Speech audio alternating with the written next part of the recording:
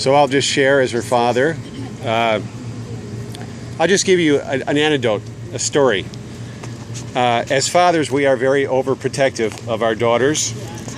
And my daughter has the heart, I always believe, when Mother Teresa died, God took her heart and put it in my daughter's chest. And that came fully enforced to me when she was spending a lot of time with this boy, Muhammad. So I'm thinking, who is this Muslim guy? She's hanging out all this time. I'm not comfortable with this at all, and she would spend hours and hours with this boy. So I finally go over to the place where he's at, and I see him in a wheelchair, severely handicapped. His hands he can't even clasp his hands. And I felt like such an idiot for even thinking those things. But then I could see just how pure Andrea's heart was, that she wanted to help this boy that had no one else who would spend time with him. And Andrea took all her time, hours and hours, spending time with this young man. That's the heart of my daughter. Yeah. And I think it's beautiful that what she's doing today. I'm very proud of her.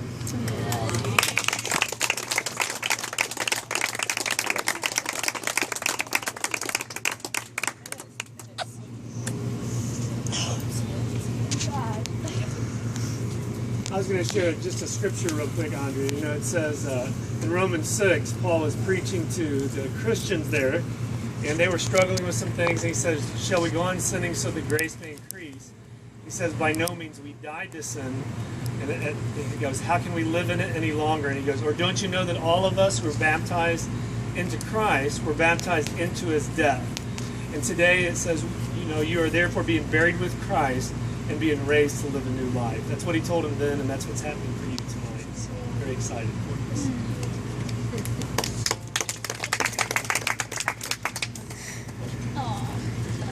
Hey everyone, I'm the godmother. So, if you know Andrea, I'm assuming since she's found such comfort and peace with everyone here, that kind of the struggle she's been dealing with, and in the past with, I'm assuming everyone knows her mom's religion. A really hard thing to deal with. There's some people here that went through it. But it's just so incredible to see how much she's grown just over the past, this school year maybe, freshman year of college. My whole thing is just basically thanking everyone here, because I've seen such a positive growth in her that it's just unbelievable. She's dealt with so much, and I'm just so happy that she's finally deciding, this is right for her.